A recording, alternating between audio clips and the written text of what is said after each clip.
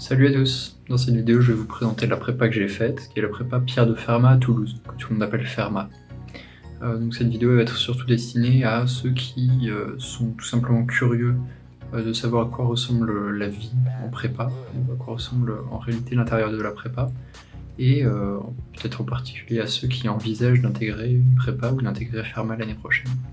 Alors petit disclaimer, tout d'abord, je suis pas là pour vendre ma prépa, mais j'ai passé des bonnes années, donc les descriptions seront dans l'ensemble amélioratives quand même. Et je vais pas du tout aborder les questions des classements par rapport aux autres prépas.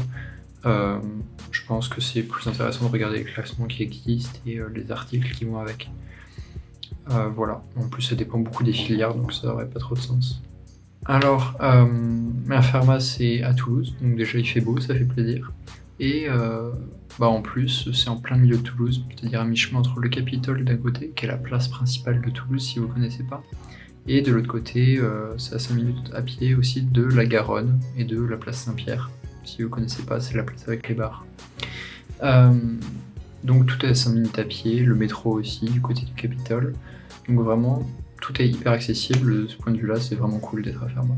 Fermat a été rénové récemment, quand j'y étais c'était en travaux, et maintenant les travaux sont finis dans l'ensemble, et donc tout est assez moderne, avec toujours l'extérieur en briques qu'on a à Toulouse, et l'intérieur, voilà, comme vous voyez, moderne, blanc. Alors sur l'accompagnement des élèves maintenant, d'abord de l'accompagnement de l'administration, donc pas des profs, j'ai eu l'impression que certains étaient effectivement vraiment dévoués aux intérêts des élèves, et que d'autres étaient plus intéressés par les chiffres et par l'image de la prépa que vraiment par l'épanouissement des élèves. Après, c'est comme mon impression et ça n'engage que moi. Alors sur l'accompagnement des profs maintenant, forcément ça va beaucoup dépendre de la classe, donc je peux pas vraiment faire de généralité. Moi, dans ma classe en première année, j'ai beaucoup aimé mes profs qui étaient hyper à l'écoute. On recevait de temps en temps, aussi souvent que nécessaire, des mails du prof de maths qui nous motivait et qui nous rappelait que si on avait un problème quelconque, on pouvait toujours venir lui en parler. Et qui disait, voilà, même si vous vous sentez mauvais dans cette classe, à l'échelle de la France, ou par rapport à d'autres, vous êtes meilleur, vous aurez une bonne école à la fin, etc. Mais je sais que dans d'autres personnes, dans d'autres classes, n'ont pas du tout eu cet accompagnement-là, et se sont sentis un peu plus abandonnés, même en première année. Moi, c'était peut-être un peu plus le cas en deuxième année, par exemple. Après, sur le taux de passage en deuxième année, là, ça va dépendre encore une fois des classes, même au sein d'une même filière. Et par exemple, dans ma classe, tout le monde passait en deuxième année, à la fin de la première année, à part les 2 ou 3 qui ont quitté la prépa à la fin de l'année ou en milieu d'année, des questions de santé ou des questions de manque de motivation. Mais sinon, tout le monde passait.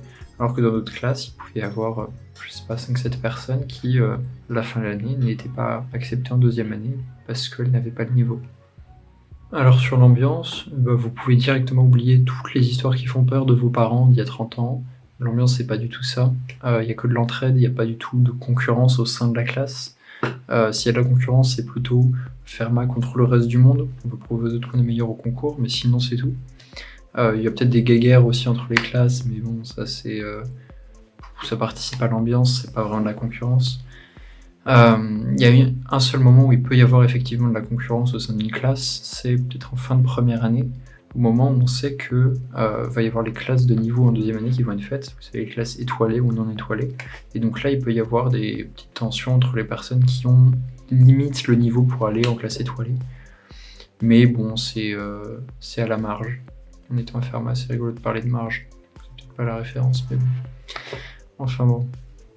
Pour avoir parlé à des amis qui ont fait des lycées parisiens, je pense vraiment que l'ambiance du lycée Fermat est meilleure que celle de beaucoup d'autres lycées. À Fermat, chaque classe a son emblème déjà, a sa salle de base, a ses titres qui sont décernés à des élèves et a son cri de guerre. À part les ECS qui sont un peu moins fun, j'avoue, et qui ont juste leur salle et qui participent un peu moins à l'ambiance assez festive le reste du temps. Alors les titres, c'est en gros comme des surnoms, mais c'est un peu plus officiel parce que ça s'hérite d'année en année dans une même classe. Ces titres, ça se gagne pendant l'intégration surtout, et aussi pendant le reste de l'année. D'ailleurs l'intégration, c'est pas du tout un bizutage, un truc un peu violent comme on pourrait voir ailleurs. C'est vraiment une bonne ambiance, y a pas à s'en faire. Ça dure toute la première semaine, et En gros, c'est des activités et des épreuves pour gagner des titres. Les titres, donc, il faut les mériter. Mais il y a aussi des responsabilités qui vont avec. C'est-à-dire que dans ma classe, par exemple, Z, c'était le délégué, GGO, c'était celui qui se met au centre du CRI le samedi matin, mais il y en a plein, des titres différents. Et donc chacun a un calot comme ça, un chapeau, voilà, avec la classe et le titre, voilà, ou le surnom si ce n'est pas un titre. Et donc chacun avait un calot comme ça, donc les MP et les PC en ont un comme ça, ensuite les BCBST en ont un vert, et puis ça dépend aussi pour les autres filières, ils sont différents.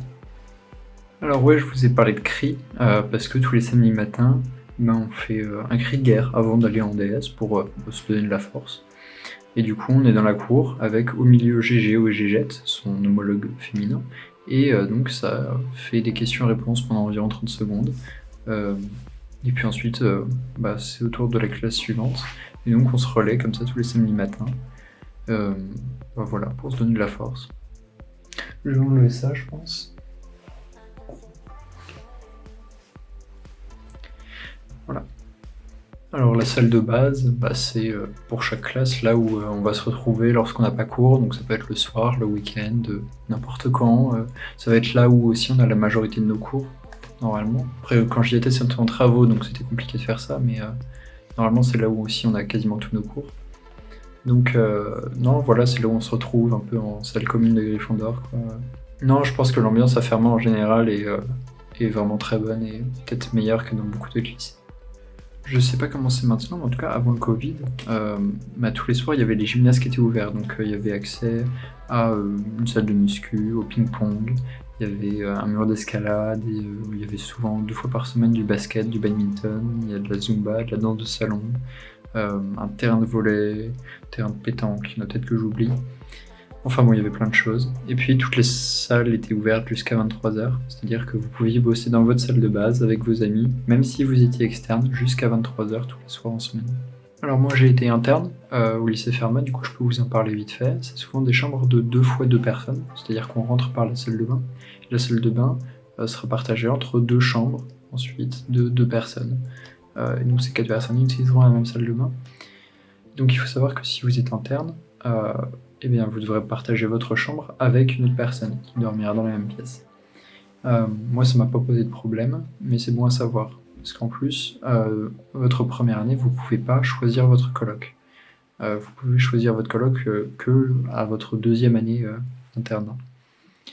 Du coup, il y a évidemment tous les meubles nécessaires, un lit, un bureau, une armoire, mais il y a aussi un tableau blanc de 2 mètres, après je pense, je sais pas, mais qui vous permettra de réviser vos exos, vos démos de colle, tout ça. Après, de temps en temps, il y a des problèmes de chauffage, mais bon, ça reste anecdotique. Voilà. Si vous êtes sur Parcoursup en ce moment, vous stressez peut-être sur est-ce que vous avez le niveau pour être pris à Fermat ou pas. Je vais vous donner exactement mon exemple, parce que il y a quelques années, j'étais exactement dans la même situation. J'ai été pris à Fermat en août. C'est plus possible aujourd'hui parce que le calendrier a été compressé, c'est-à-dire j'ai été pris dans les tout derniers en MPSI à Fermat. Et donc je me posais la même question, et finalement j'ai réussi mes DS, et puis j'ai passé une très bonne prépa, j'ai été dans le top de classe, et finalement tout est bien qui finit bien. C'est un exemple, c'est peut-être pas représentatif de tout le monde, mais dans l'ensemble, je pense vraiment que le problème, ce n'est pas le niveau des derniers prix, c'est plutôt l'inverse, c'est il y a plus de gens qui ont le niveau que de places disponibles. Et donc, parmi les gens qui sont pris, tout le monde a le niveau, je pense. En général, vous pouvez vraiment faire confiance à la sélection sur Parcoursup, parce que ceux qui font les sélections pour les prépas, ils sont aguerris, ça fait des années qu'ils font ça, ils savent quels élèves ils choisissent. Donc vraiment, si vous êtes pris, n'ayez pas peur, vous avez le niveau. Voilà, j'espère que je vous ai rassuré sur ce que c'était réellement la prépa. En tout cas, c'était pour moi des super années où j'ai rencontré des gens géniaux que j'oublierai jamais. Et j'espère que ça le sera pour vous aussi. En tout cas, c'est tout pour cette vidéo. J'espère que vous aura plu. Si vous avez d'autres questions, n'hésitez pas à les poser en commentaire, j'y répondrai avec plaisir. Et bye!